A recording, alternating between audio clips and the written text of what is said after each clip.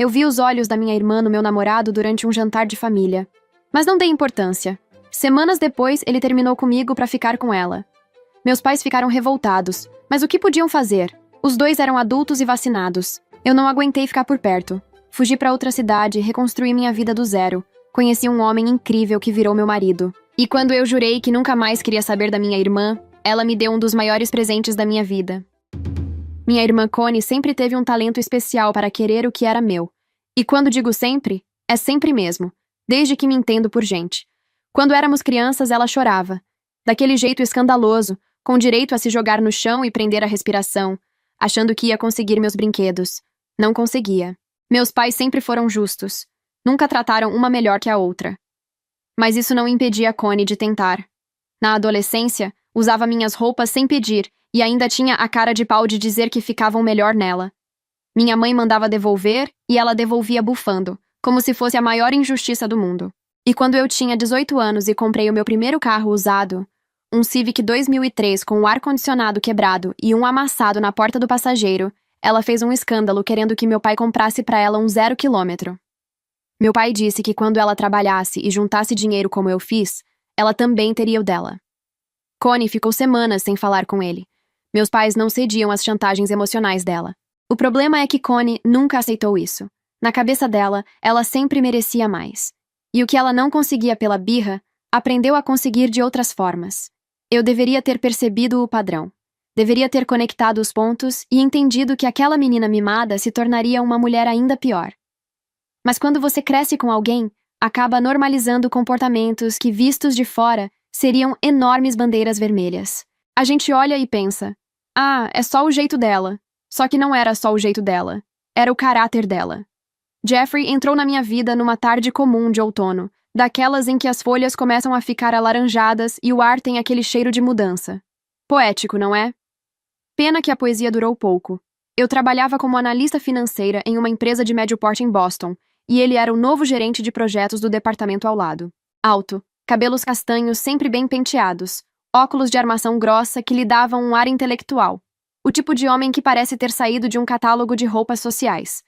Formado em uma das melhores universidades do país, com um currículo invejável e um salário que combinava com suas qualificações. Nos primeiros meses, éramos apenas colegas que se cumprimentavam no corredor. Um bom dia aqui, um até amanhã ali. Depois, passamos a almoçar juntos de vez em quando. Ele pedia salada e eu fingia que também queria salada, quando na verdade estava morrendo de vontade de um hambúrguer. As coisas que a gente faz no começo de um relacionamento. E então, numa noite de dezembro, depois de uma festa de fim de ano da empresa onde ambos bebemos vinho demais, ele me beijou no estacionamento coberto de neve. Foi romântico. Foi mágico. Foi tudo o que eu achava que queria. Que ingênua. Jeffrey era inteligente, educado, ambicioso. Conversávamos sobre livros, política, economia. Ele me levava a restaurantes sofisticados e me apresentava a vinhos que eu nunca tinha ouvido falar e que eu fingia entender quando ele explicava sobre notas frutadas e taninos equilibrados. Concordava com tudo. Achava tudo maravilhoso. Depois de 6 meses juntos, ele conheceu minha família. Meus pais moravam em uma casa modesta nos subúrbios, a cerca de 40 minutos de carro do meu apartamento. Meu pai era eletricista aposentado. Minha mãe tinha sido professora de ensino fundamental. Gente simples, trabalhadora, honesta. Tudo que Connie não era. Mas isso eu só fui entender depois. Connie ainda morava com eles, aos 25 anos, trabalhando como recepcionista em um consultório odontológico e gastando absolutamente todo o salário em roupas e maquiagem. Ela não pagava aluguel, não pagava comida, não pagava nada. Meus pais já tinham desistido de cobrar. Diziam que era temporário, que logo ela ia se organizar, que era só até ela encontrar seu caminho. Esse caminho já durava 7 anos, mas quem era eu para julgar, não é mesmo? Errado. Eu deveria ter julgado muito mais. O jantar foi ideia da minha mãe. Ela insistiu que queria conhecer o moço que estava fazendo a filha dela tão feliz. Jeffrey aceitou sem hesitar. Ele era bom nessas coisas. Sabia se comportar em qualquer ambiente. Sabia dizer as palavras certas para as pessoas certas. Na época, eu achava isso admirável. Hoje eu sei que era só mais uma das máscaras dele. O jantar correu bem, pelo menos na superfície. Meus pais gostaram de Jeffrey. Fizeram as perguntas típicas sobre trabalho e família. e minha mãe serviu sua famosa torta de maçã de sobremesa. Connie ficou quieta a maior parte da noite, o que era incomum para ela. Normalmente, ela dominava qualquer conversa, direcionando o assunto para si mesma em no máximo 5 minutos. Mas naquela noite, ela estava estranhamente observadora. Eu estava ocupada demais sendo feliz, rindo das piadas sem graça do Jeffrey, tocando o braço dele a cada oportunidade, para notar os olhares que ela lançava na direção do meu namorado. Olhares calculistas, olhares de quem está avaliando uma mercadoria. Se eu pudesse voltar no tempo, teria prestado atenção. Nas semanas seguintes, Connie começou a aparecer com mais frequência. Ligava do nada perguntando se eu queria almoçar. Mandava mensagens querendo saber dos meus planos para o fim de semana. "Podemos fazer um programa de irmãs", ela dizia, com um entusiasmo que eu nunca tinha visto antes. Eu, idiota que era, achei que era um bom sinal. Pensei, que maravilha, estamos finalmente nos aproximando como irmãs adultas. Talvez ela tenha amadurecido. E eu realmente acreditei nisso. Mas o que ela queria, na verdade, era informação. Queria saber quando Jeffrey estaria livre, onde ele gostava de ir, do que ele gostava. E eu, sem desconfiar de nada, contava tudo. Jeffrey começou a agir diferente por volta do 3º mês após conhecer minha família. Mais distante, menos disponível. Cancelava nossos planos com desculpas sobre trabalho, respondia minhas mensagens com atraso. Às vezes eu mandava uma foto e ele respondia só, legal, 3 horas depois. Eu atribuía ao estresse de um projeto grande que ele estava gerenciando. Relacionamentos maduros exigem compreensão, eu dizia a mim mesma, repetindo frases de livros de autoajuda que tinha lido. Ele precisa de espaço. Eu preciso ser a namorada compreensiva. O término veio numa noite de quinta-feira no meu apartamento. Eu tinha preparado o jantar, lasanha, a favorita dele, e comprado vinho. Ele chegou com cara de velório, sentou no sofá evitando meus olhos e disse que precisávamos conversar. Meu estômago afundou. Aquela frase nunca precede nada bom. Na história da humanidade, ninguém nunca disse precisamos conversar, e depois anunciou que ganhou na loteria. "Christy, eu tenho muito carinho por você", ele começou. A escolha de palavras já me disse tudo o que eu precisava saber, mas eu ainda tinha esperança. Esperança é uma coisa cruel às vezes. "Mas eu não posso continuar com isso", Jeffrey continuou, ainda sem me olhar. "Não seria justo com você." Eu esperei. Esperei que ele dissesse que estava sobrecarregado no trabalho, que precisava de espaço, que não estava pronto para um compromisso sério. Qualquer uma das desculpas clássicas que os homens usam quando querem pular fora. O que eu não esperava era o nome da minha irmã. Eu e Connie. Ele fez uma pausa, engoliu em seco. Aconteceu. Eu não planejei, juro que não planejei, mas aconteceu. O mundo parou. O som sumiu. Eu via a boca dele se movendo, mas não ouvia mais nada. Era como estar debaixo d'água. Quando finalmente recuperei a capacidade de processar informações, Jeffrey estava me olhando com uma expressão que misturava culpa e, eu juro que vi isso, impaciência. Como se eu estivesse demorando demais para reagir e ele tivesse outros compromissos. "Você está me dizendo", eu falei devagar, saboreando cada palavra amarga, "que está me largando pela minha irmã." Não foi uma pergunta, foi uma constatação. E a forma como ele desviou o olhar confirmou tudo. "Foi mais forte que a gente", ele murmurou, como se isso fosse uma justificativa aceitável. Mais forte que a gente. Como se eles fossem vítimas de uma força cósmica irresistível, e não 2 adultos que fizeram escolhas conscientes de me apunhalar pelas costas.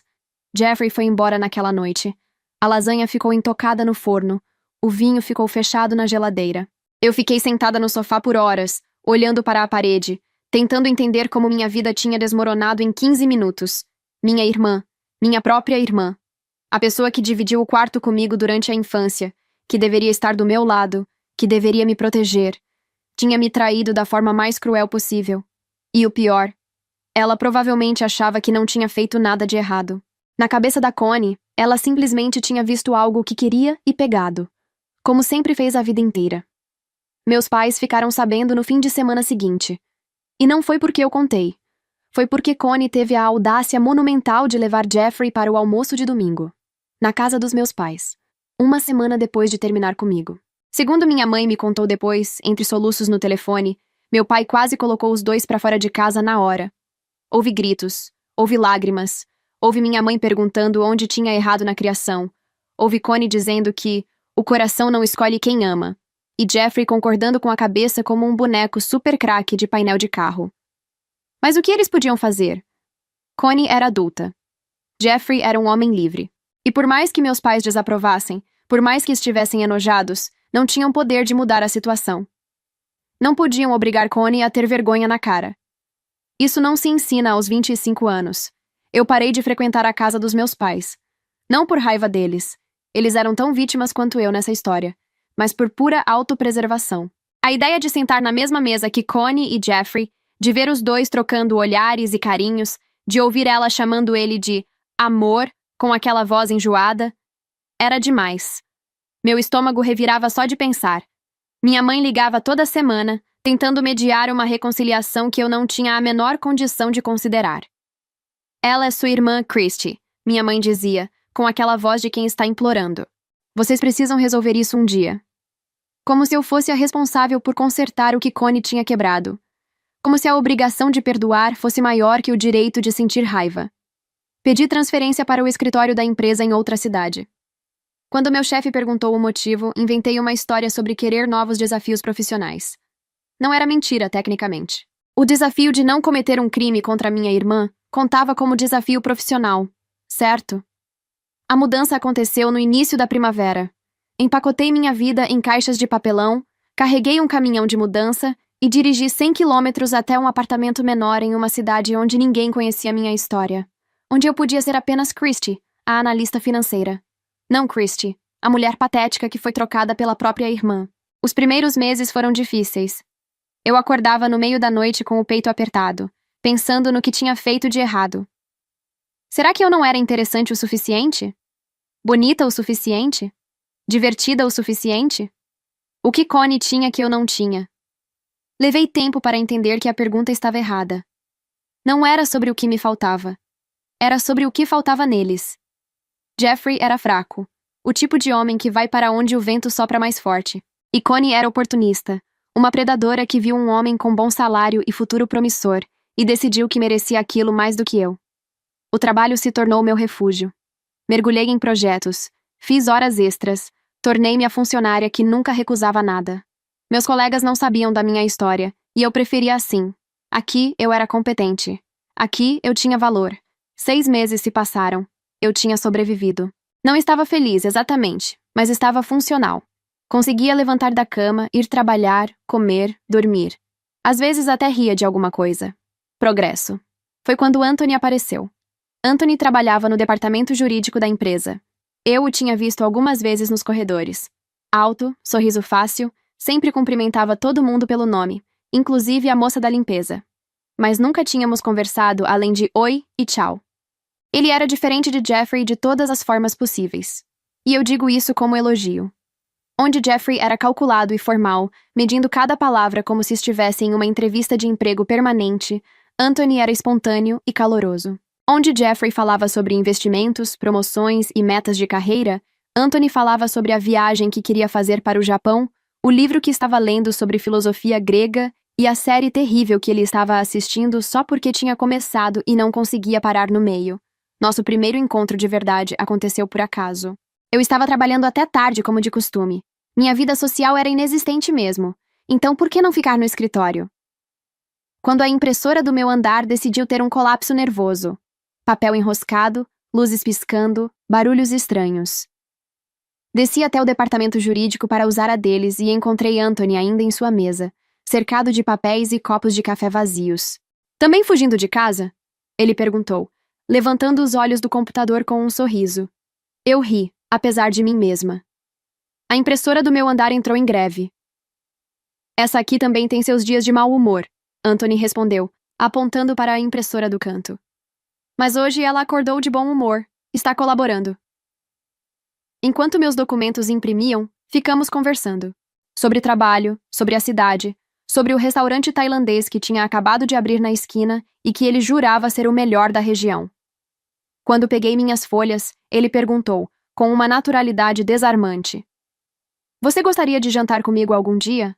Tipo, no tailandês. Para você poder confirmar ou desmentir minha teoria sobre ele ser incrível. Eu hesitei. Meu coração acelerou. e não foi de forma boa. A última vez que tinha aberto meu coração para alguém, terminei com ele em pedaços no chão. A ideia de me expor de novo, de confiar em outro homem, me dava náuseas. Mas algo nos olhos de Anthony, sinceridade talvez, ou só o fato de ele ter perguntado de forma tão simples, sem joguinhos, me fez reconsiderar. Pode ser. Eu ouvi minha voz dizendo, antes que meu cérebro pudesse vetar. Nosso primeiro jantar foi naquele restaurante tailandês. Ele estava certo. Era incrível. O segundo jantar foi em uma pizzaria barulhenta cheia de famílias com crianças gritando, e nós rimos de como era impossível ouvir um ao outro. O terceiro foi na casa dele, onde ele cozinhou um risoto que ficou levemente grudado na panela e um pouco sem sal. Está horrível, não está?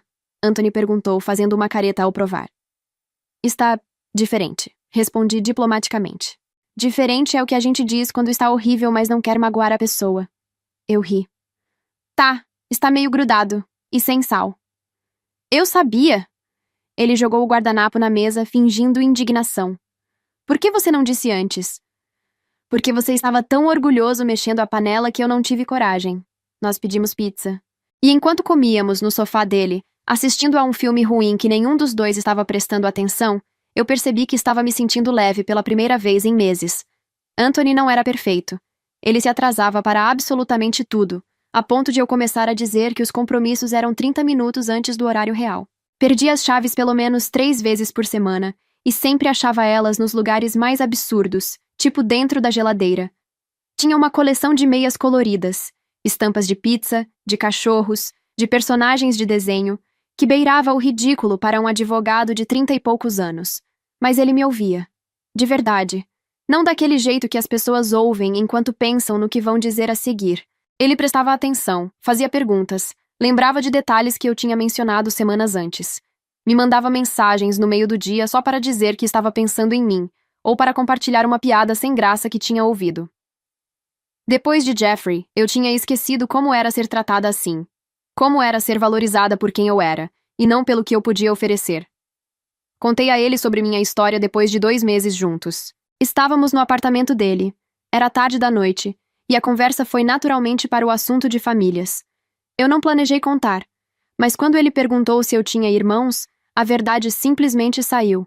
Contei sobre Jeffrey, sobre Connie, sobre a traição que me fez largar tudo e fugir para outra cidade, sobre acordar no meio da noite me perguntando o que tinha de errado comigo, sobre a vergonha, a raiva, a sensação de ter sido substituída como um eletrodoméstico defeituoso. Anthony ouviu tudo em silêncio, segurando minha mão. Não interrompeu, não tentou minimizar, não disse que eu deveria superar. Só ouviu. Quando terminei, ele ficou quieto por um momento. Depois disse, com uma simplicidade que me desarmou completamente. Sua irmã é uma idiota. Eu ri, apesar das lágrimas. Eu sei. E esse Jeffrey também. Aliás, mais ainda. Quem larga uma mulher como você por alguém que age assim? Um idiota, aparentemente. Exatamente. Ele apertou minha mão. Você merece muito mais do que o que eles fizeram com você, Christy. Muito mais. Era exatamente o que eu precisava ouvir. Não conselhos, não julgamentos, não tentativas de consertar. Só validação. Só alguém do meu lado. Minha mãe ficou aliviada quando contei que estava conhecendo alguém. Ela ainda tentava me convencer a voltar para os almoços de domingo, a superar o passado, a fazer as pazes com Connie. Ela é sua irmã, minha mãe repetia, como se isso fosse um argumento suficiente, como se compartilhar DNA automaticamente apagasse traição. Eu sempre mudava de assunto. Algumas feridas precisam de mais tempo para cicatrizar, e algumas, honestamente, a gente nem quer que cicatrizem. A cicatriz serve de lembrete. O reencontro com Jeffrey aconteceu de forma completamente inesperada. Eu tinha voltado à minha cidade natal para resolver umas questões burocráticas. Papelada de banco, essas coisas chatas que não podem ser feitas online. Decidi aproveitar para tomar um café em uma livraria que eu costumava frequentar, um daqueles lugares aconchegantes com poltronas velhas e cheiro de livro usado. Estava folheando um romance, distraída, quando ouvi meu nome. Christy! Meu corpo reconheceu a voz antes do meu cérebro. Um arrepio subiu pela espinha, e não foi do tipo bom. Jeffrey estava parado a alguns metros, segurando um copo de café como se fosse um escudo. Ele parecia diferente do que eu lembrava. Mais cansado, as olheiras profundas, os ombros curvados, a tensão no maxilar. Aquele não era o homem confiante e bem-sucedido que eu tinha namorado. Aquele era um homem que claramente não estava dormindo bem. Interessante, pensei, com uma satisfação que talvez não fosse muito nobre. Parece que a vida com Connie não está sendo um mar de rosas. Jeffrey. Mantive meu tom neutro, nem frio nem caloroso. Educado, mas distante. Uau! Quanto tempo! Ele se aproximou, visivelmente desconfortável. Como você está? Bem. E você? Bem, bem. A resposta automática. A resposta de quem não está bem nem um pouco, mas não vai admitir. Você está morando aqui de novo? Não. Só vim resolver algumas coisas. Um silêncio constrangedor se instalou entre nós. O tipo de silêncio que grita. Eu poderia ter ido embora. Deveria ter ido embora, inclusive. Mas uma parte de mim, a parte que ainda guardava ressentimento, que queria ver com os próprios olhos a consequência das escolhas dele, me manteve ali. E como está a Connie? Perguntei, sabendo perfeitamente que estava cutucando uma ferida. Jeffrey fez uma careta. Foi rápido, quase imperceptível, mas eu vi. Ela está... Estamos bem. Que bom, respondi, com um sorriso que não chegou aos olhos. Na verdade, ele olhou ao redor, verificando se alguém conhecido estava por perto. Posso ser honesto com você, Christie? Você pode tentar, respondi. Ele ignorou a provocação, ocupado demais com a própria necessidade de desabafar. Está difícil o relacionamento. A Connie Ela é muito exigente. Quer que eu pague tudo. Absolutamente tudo. Os jantares, as roupas, as viagens, a academia, as unhas, os presentes para as amigas. O salário que eu achava bom mal cobre as expectativas dela. Olha só. Quem diria? A mulher que roubou o namorado da irmã pelo dinheiro está interessada em dinheiro. Chocante. Verdadeiramente chocante. Pensei. Ela reclama de tudo. Jeffrey continuou, aparentemente aliviado por finalmente ter alguém para ouvir.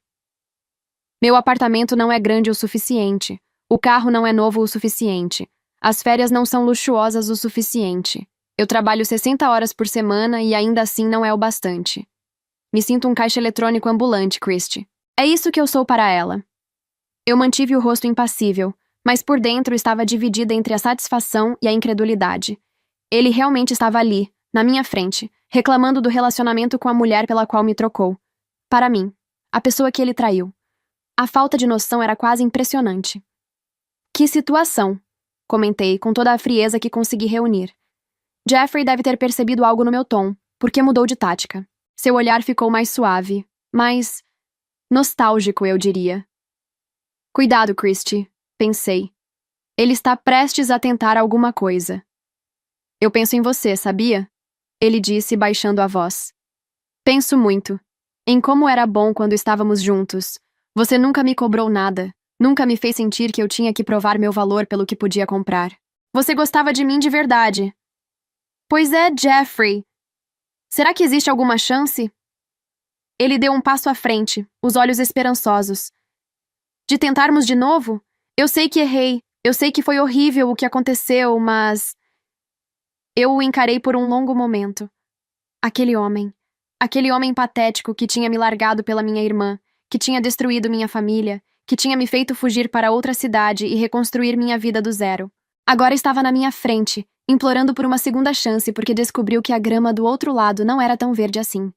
Não, respondi curta e grossa. Não existe nenhuma chance. Christie, por favor, me escuta. Eu escutei. E a resposta é não. Nenhuma. Zero.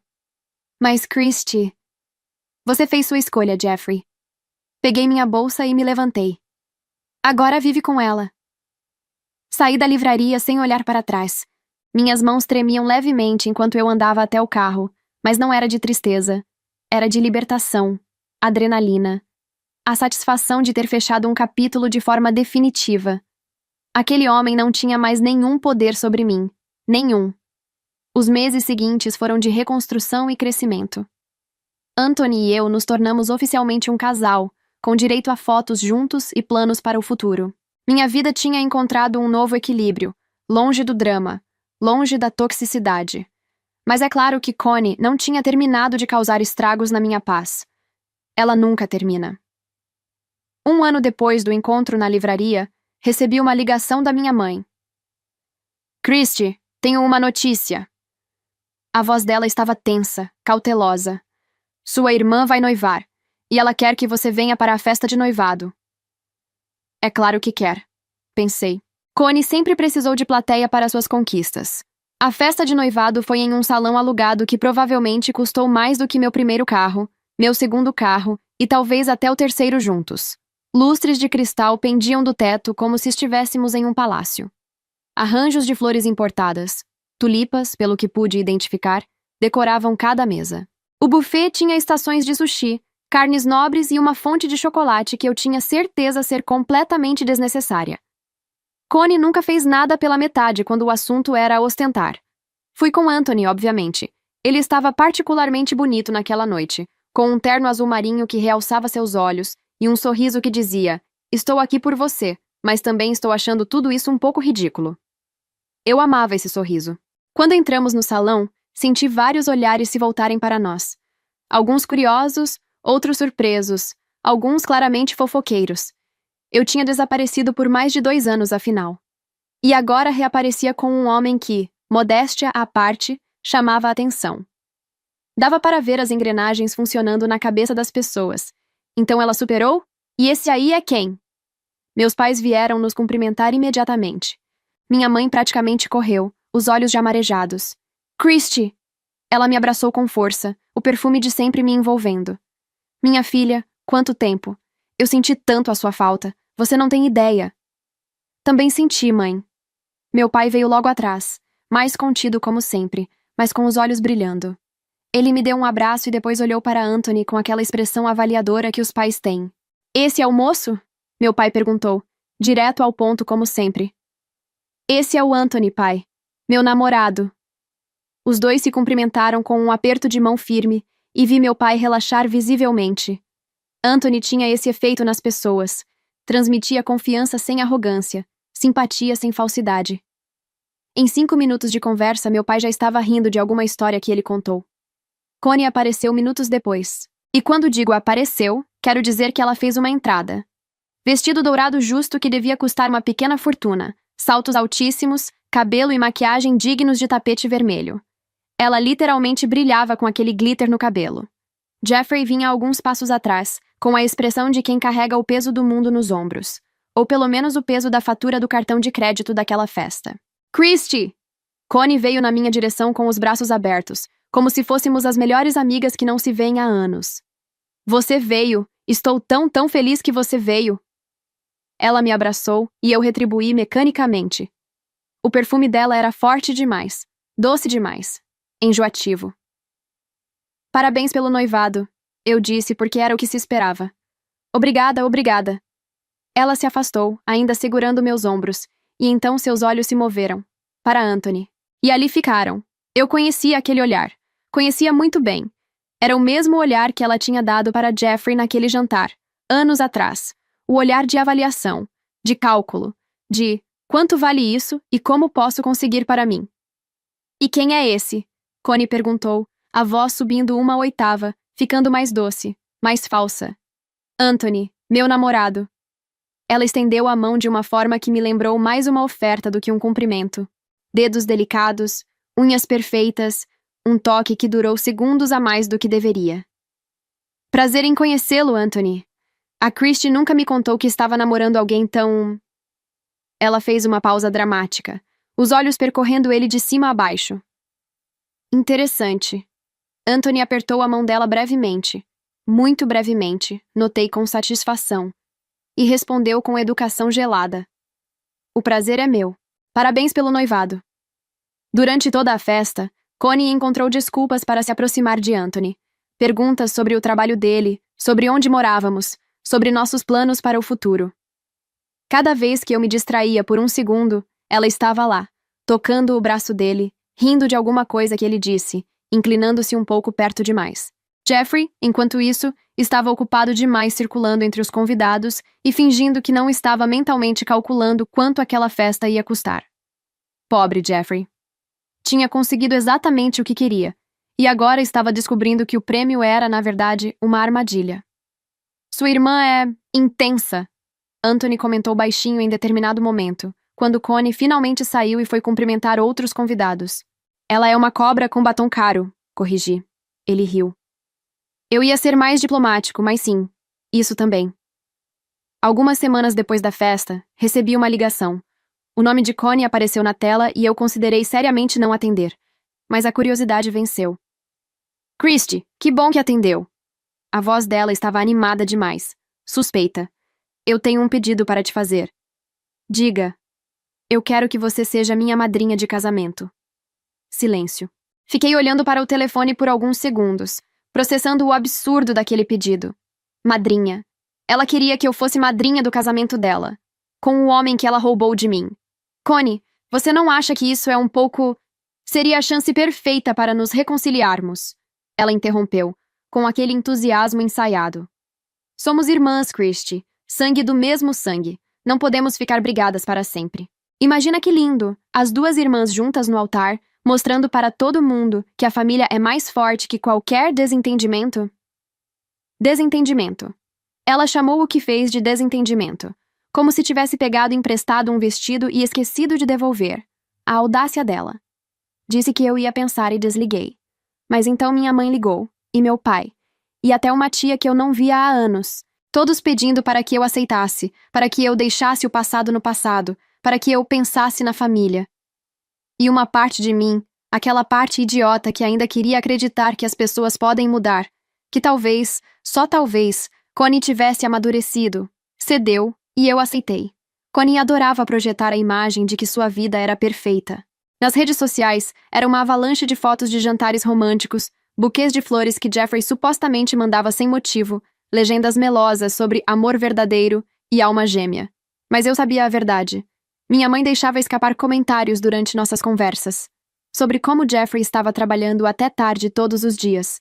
Sobre como ele tinha perdido um cliente importante e a empresa estava reestruturando. Sobre como as coisas estavam um pouco apertadas, mas Connie tinha certeza de que era temporário. E enquanto isso, ela planejava um casamento de luxo. O vestido veio de uma grife famosa, dessas que precisam de agendamento com meses de antecedência. O local era um resort fora da cidade, com vista para um lago e capacidade para 300 pessoas. O número de convidados ultrapassava 200. Eu olhava os preparativos e pensava, Jeffrey vai ter um infarto quando vir a conta disso. A despedida de solteira foi organizada pela melhor amiga de Connie, uma mulher chamada Carla, que era tão superficial quanto minha irmã. Pássaros da mesma plumagem, como dizem. A festa seria em um clube exclusivo feminino, com bebidas premium, música ao vivo e, aparentemente, entretenimento especial. Quando Connie me contou os detalhes, fez questão de enfatizar que seria inesquecível. Eu não queria ir. Clube noturno com strippers definitivamente não era minha ideia de diversão, mas Connie insistiu, chorou, dramatizou, disse que eu estava arruinando tudo e que uma madrinha de verdade estaria presente em todos os momentos. Acabei indo. O clube era exatamente o que eu esperava. Barulhento, cheio de luzes coloridas e de mulheres em vários estágios de embriaguez. Carla tinha reservado uma área VIP com sofás de veludo e garçons que não paravam de trazer champanhe. E então veio o entretenimento especial. Strippers. Homens de todos os tipos entraram no espaço, cada um mais musculoso que o outro. Um loiro que parecia modelo de revista. Um negro alto e imponente com um sorriso que provavelmente derretia corações. Um latino de olhos escuros que fez metade das mulheres da festa suspirarem. E, para surpresa geral, um homem com nanismo, com uma presença de palco impressionante e uma confiança que deixou claro que ele sabia exatamente o efeito que causava. As mulheres gritavam, riam, jogavam notas de dólar como se estivessem em um filme americano sobre Las Vegas. Connie estava no centro de tudo, bebendo champanhe direto da garrafa, subindo em cima dos sofás, aproveitando cada segundo de atenção. Eu fiquei no canto bebericando minha água com gás. Alguém precisava estar sóbria o suficiente para garantir que ninguém morresse. Observando o circo. Em algum momento da noite, percebi que Connie tinha desaparecido. Olhei ao redor, mas não a encontrei. Perguntei para Carla, que deu de ombros. Deve ter ido ao banheiro, Carla disse sem tirar os olhos do stripper loiro. Relaxa. 15 minutos se passaram. Depois 20. Eu estava começando a ficar preocupada. Connie tinha bebido demais, e a imagem dela desmaiada no chão do banheiro não saía da minha cabeça. Fui procurá-la, mas antes que eu chegasse ao corredor, ela reapareceu. O cabelo levemente desalinhado, o batom borrado, um brilho nos olhos que eu não consegui identificar. Onde você estava? Perguntei. Connie sorriu. Um sorriso estranho, secreto. Andando por aí, curtindo minha última noite de solteira. Algo na forma como ela disse aquilo me incomodou, mas a festa continuou, as mulheres continuaram gritando, e eu arquivei aquela observação em um canto da mente. Se eu soubesse o que aquilo significava, teria prestado mais atenção. O casamento aconteceu na semana seguinte. Foi exatamente o espetáculo que Connie sempre sonhou. Glamuroso, caro, digno de revista. Ela entrou na igreja como se fosse uma celebridade, o vestido arrastando metros de tecido branco, um sorriso radiante no rosto. Jeffrey, no altar, parecia um homem no dia de sua própria execução.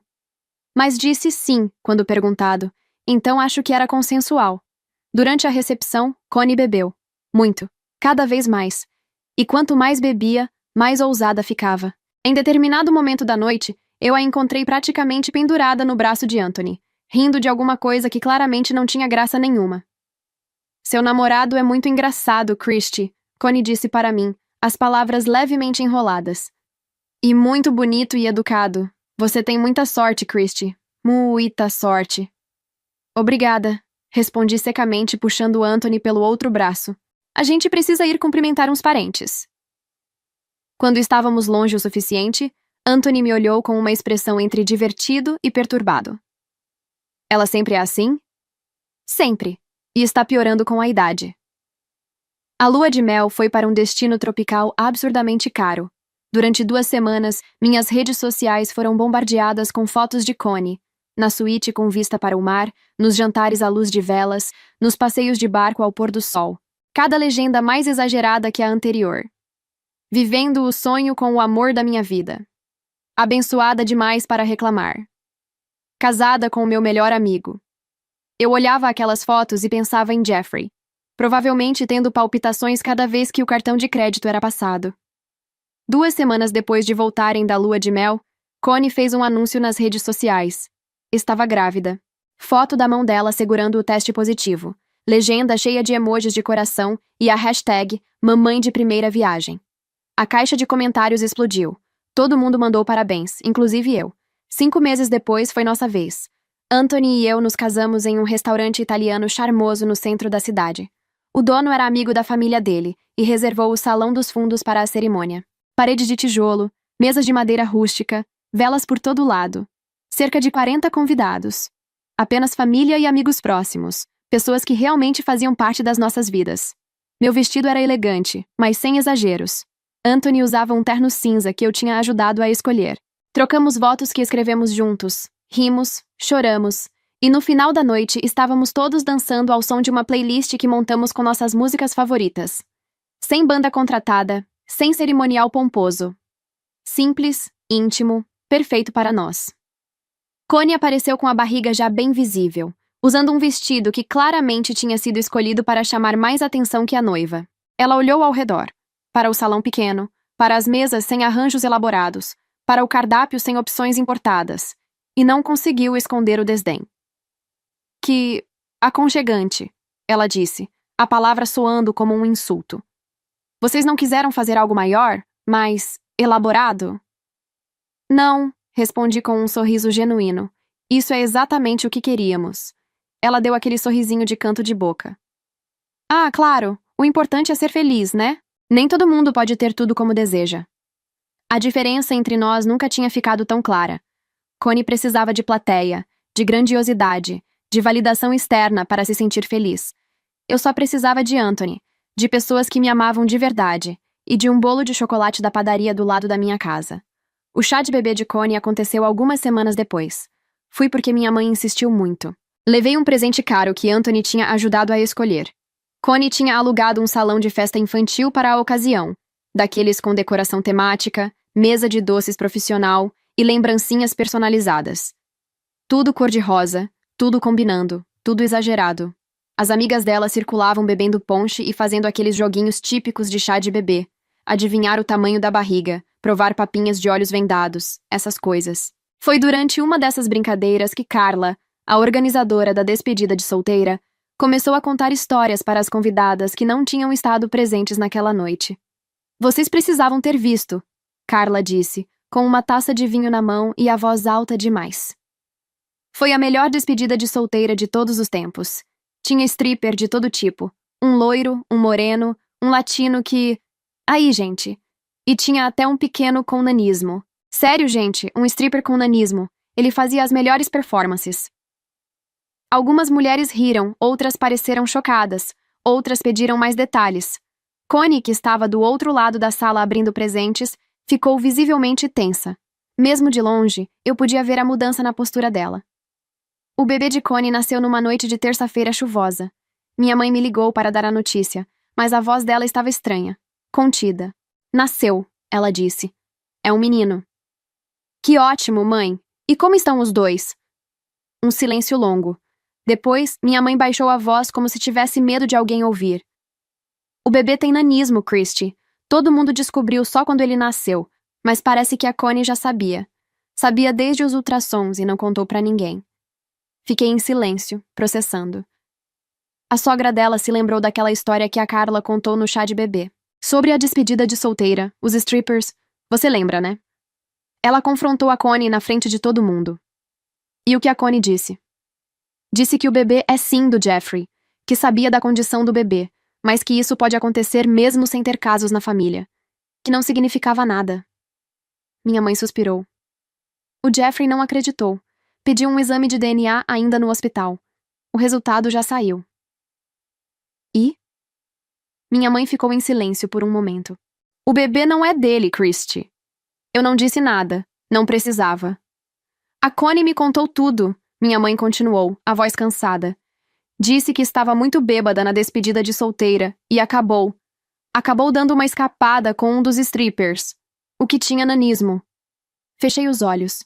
Claro que foi isso. Eu fiquei arrasada, Christy. Muito chateada com o que ela fez. Mas é minha filha, né?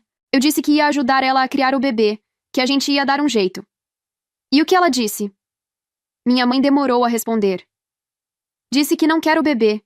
Quer deixar no hospital para adoção, chamar a assistência social, sei lá. Eu disse que de jeito nenhum, que não ia deixar meu neto ser levado assim. Então ela disse. A voz da minha mãe falhou. Disse para eu cuidar então, que ela não ia ficar com aquela criança. Mãe, você não tem condições de criar um recém-nascido. Eu sei, filha. Eu sei. Ela respirou fundo. Por isso estou te ligando. A adoção entre parentes é mais fácil, mais rápida. Você e o Anthony, vocês não pensariam em... Ela não completou a frase, mas não precisava. Eu vou conversar com o Anthony, eu disse depois de um momento. Estou indo para o hospital. Desliguei e encontrei Anthony na sala, me olhando com aquela expressão de quem já sabe que algo sério aconteceu. Contei tudo. Sobre o bebê, sobre Connie, sobre o pedido da minha mãe. Ele ouviu em silêncio, sem me interromper. Quando terminei, ele ficou quieto por um tempo. Depois disse. Aquela criança não tem culpa de nada. Eu sei. E se a gente não adotar, vai pra onde? Pra um abrigo? Pra uma família de desconhecidos? Provavelmente. Anthony se levantou e veio até mim, segurou minhas mãos. Vamos adotar o bebê, Christy. Eu olhei nos olhos dele procurando qualquer sinal de dúvida. Não encontrei nenhum. Tem certeza? Tenho. Ele deu um meio sorriso. Além do mais, sempre quis ser pai. Só não imaginava que seria assim. Naquela mesma noite fomos ao hospital. Encontrei Connie no quarto, sentada na cama, olhando pela janela. Ela nem se virou quando entrei. Cadê o bebê? Perguntei. No berçário. A voz dela estava vazia. Eu pedi para levarem. Ele já tem nome? Não. Fiquei em silêncio por um momento, processando. Um bebê de poucos dias, sem nome, rejeitado pela própria mãe. Aquele bebê arruinou minha vida, Christy. Ela finalmente se virou, os olhos vermelhos, mas secos. Olha pra mim. Perdi meu marido, perdi minha casa, perdi tudo. Por causa dele. Senti o sangue subir. Respirei fundo, tentando manter a calma. Não, eu disse, a voz firme. Você arruinou sua própria vida, Connie. Você... Ninguém mandou você trair seu marido na despedida de solteira. Ninguém mandou você mentir pra todo mundo. Aquele bebê é inocente. A única culpada aqui é você. Connie me encarou com uma expressão que misturava raiva e algo que parecia dor. Eu não consigo olhar pra ele, ela disse por fim. Toda vez que eu olho, eu lembro de tudo que deu errado. Eu não quero esse bebê, Christy. Não quero. Não respondi. Saí do quarto e fui até o berçário. Anthony estava me esperando no corredor. Entramos juntos. O bebê estava acordado, quieto, olhando para o teto com aqueles olhos de recém-nascido que parecem enxergar coisas que a gente não vê. Pequeno, frágil, completamente sozinho no mundo. A enfermeira perguntou se queríamos segurá-lo. Anthony olhou para mim, eu assenti, e ela colocou o bebê nos braços dele. Alguma coisa mudou no rosto do Anthony naquele momento. Ele olhou para a criança com uma ternura que eu nunca tinha visto. Quando o bebê segurou o dedo dele, Anthony engoliu seco e eu vi os olhos dele marejarem. Christy, ele disse baixinho, sem tirar os olhos do bebê. A gente não pode deixar ele aqui. Eu sei. A gente tem que... Eu sei. Passei a mão no rostinho do bebê. Vamos adotar. Anthony assentiu, ainda embalando a criança. Ele precisa de um nome. Olhei para aquele bebê que não tinha pedido para nascer naquela confusão toda, que não tinha culpa de nada, que merecia uma chance. Kyle, eu disse. O nome dele é Kyle. Voltamos ao quarto de Connie para contar a decisão. Ela estava na mesma posição, olhando pela janela. Connie, eu e o Anthony queremos adotar o bebê, eu disse. Vamos criar ele como nosso filho. Ela deu de ombros sem nem se virar. Faz o que você quiser. Tanto faz. Antes que eu pudesse responder, a porta do quarto se abriu. Meus pais entraram. Minha mãe tinha chorado. Dava para ver. Meu pai estava com uma expressão que eu nunca tinha visto nele. Fria, decidida. Connie, meu pai disse. A voz dele não tremeu. O Jeffrey me ligou. Disse que vai trocar as fechaduras do apartamento. Ele vai deixar todas as suas coisas na nossa casa. Connie finalmente se virou, surpresa. O quê? Quando você receber alta, pode ir lá pegar suas coisas, mas depois disso não volte. Vocês não podem fazer isso comigo, Connie disse, a voz subindo. Eu sou filha de vocês. E aquele bebê é seu filho, minha mãe disse, a voz embargada, mas firme. E você abandonou ele sem pensar duas vezes. A gente tentou, filha. Tentou de tudo. Mas chega. Você vai ter que viver com as suas escolhas. Sozinha. Connie não respondeu. Ficou olhando para os meus pais como se não reconhecesse as pessoas na frente dela. No dia seguinte, o hospital mandou uma assistente social conversar com Connie sobre a situação do bebê. Eu e Anthony estávamos presentes. A mulher explicou as opções. Connie poderia ficar com a criança, poderia indicar um parente para a adoção, ou o bebê entraria no sistema. Minha irmã, Connie disse, apontando para mim sem nem olhar na minha direção. Ela quer ficar com ele. A assistente social se virou para mim. A senhora confirma que tem interesse em adotar a criança? Confirmo, eu disse. Eu e meu marido queremos adotar. Sendo adoção por parente direto, o processo é mais simples. Mas ainda assim há etapas a cumprir. Ela explicou tudo. Connie precisaria assinar um termo de consentimento para a adoção, nomeando a gente como adotantes. O bebê ficaria sob nossa guarda provisória enquanto o processo corria. Teríamos que passar por avaliações, entrevistas, visitas de assistentes sociais. Só depois de tudo aprovado, a adoção seria finalizada no tribunal. Connie assinou os papéis naquela mesma tarde. Nem leu. Pegou a caneta, rabiscou a assinatura onde mandaram e empurrou as folhas de volta. Pronto, acabou. A assistente social explicou que ela tinha um período de alguns dias para mudar de ideia, caso quisesse. Connie deu uma risada seca. Não vou mudar de ideia. Podem levar ele. No dia seguinte, Connie recebeu alta. Foi até a casa dos meus pais, pegou as coisas dela e foi embora. Não disse para onde ia, não deixou contato, não se despediu de ninguém. Simplesmente sumiu. Kyle foi para casa com a gente naquele mesmo dia. Ainda não era nosso filho no papel, mas já era no coração. O processo de adoção levou alguns meses. Contratamos um advogado especializado, demos entrada na papelada, passamos por todas as entrevistas e avaliações. O período que Connie tinha para mudar de ideia passou sem nenhum sinal dela. Ninguém sabia onde ela estava, e honestamente, ninguém queria saber. 3 meses depois, tivemos a audiência final no tribunal. O juiz fez as perguntas de praxe, revisou os documentos e assinou a sentença de adoção. Quando saímos do tribunal naquele dia, Anthony segurava Kyle no colo e eu segurava a certidão de nascimento nova. Kyle não era mais o bebê da Connie. Era Kyle, filho de Christy e Anthony. Nosso filho. 2 anos depois, Kyle tinha acabado de fazer 2 anos quando descobri que estava grávida. Anthony chorou quando viu o resultado do exame. Passou o resto do dia conversando com a minha barriga que mal tinha aparecido, explicando pro Kyle que ele ia ter uma irmãzinha. Kyle não entendeu nada, mas bateu palmas mesmo assim porque o pai estava feliz. A gravidez foi tranquila. O parto também. Emma nasceu numa manhã de outono, com os olhos castanhos do pai e um choro forte que fez a enfermeira rir e dizer que aquela menina tinha personalidade. Kyle se apaixonou pela irmã no segundo em que a viu. Queria ajudar em tudo. Segurar a mamadeira, buscar as fraldas, cantar para ela dormir. Às vezes eu pegava ele sentado do lado do berço, conversando com ela em uma língua que só os dois entendiam, contando histórias sobre dinossauros e foguetes. Éramos uma família de 4 agora.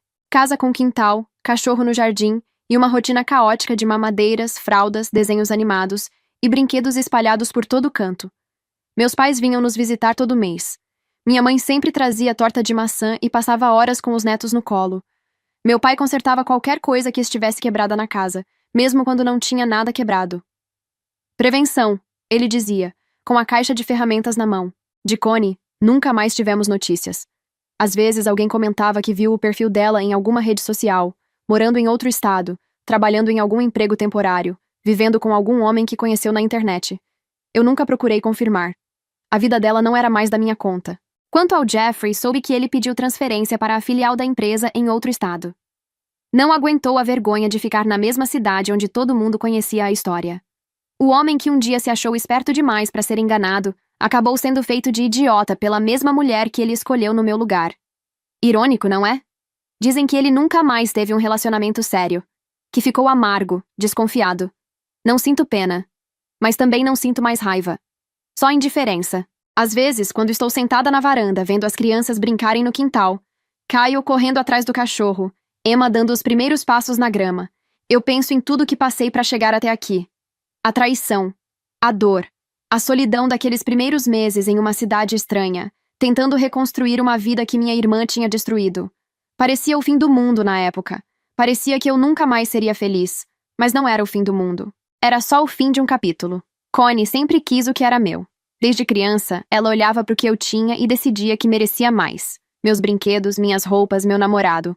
Passou a vida inteira perseguindo a felicidade nos lugares errados. No dinheiro dos outros, na aparência, na validação de quem nem se importava com ela de verdade. E no fim, a única coisa que ela conseguiu foi destruir a própria vida. Perdeu o marido. Perdeu a família. Perdeu o filho. Está em algum lugar por aí, provavelmente repetindo os mesmos erros, provavelmente ainda sem entender por que nada dá certo para ela. Eu, por outro lado, tenho tudo que sempre quis. Um marido que me ama e me faz rir todo dia, mesmo quando as piadas são ruins. 2 filhos que enchem a casa de barulho, bagunça e alegria. Pais que estão presentes, que amam os netos mais que tudo na vida. Nada disso é glamuroso. Minha casa vive uma bagunça. Minhas roupas sempre têm alguma mancha de comida ou baba de criança. Eu não lembro a última vez que dormi a noite inteira sem acordar com choro ou pesadelo. Mas é real, é genuíno, é meu, e vale infinitamente mais do que qualquer fachada de perfeição. Connie nunca entendeu uma coisa simples. Felicidade não é algo que você rouba dos outros. Não é algo que você compra ou manipula ou consegue passando por cima de quem deveria proteger. Felicidade é algo que você constrói, tijolo por tijolo, dia após dia, com as pessoas certas do seu lado. E eu construí a minha. Connie pode ter levado Jeffrey. Pode ter tentado destruir minha vida. Pode ter me feito passar pelos piores meses da minha existência. Mas no final, eu fiquei com tudo o que realmente importava. E ela ficou com nada. Muito obrigada por ter acompanhado essa história comigo. Às vezes a gente acha que perdeu tudo.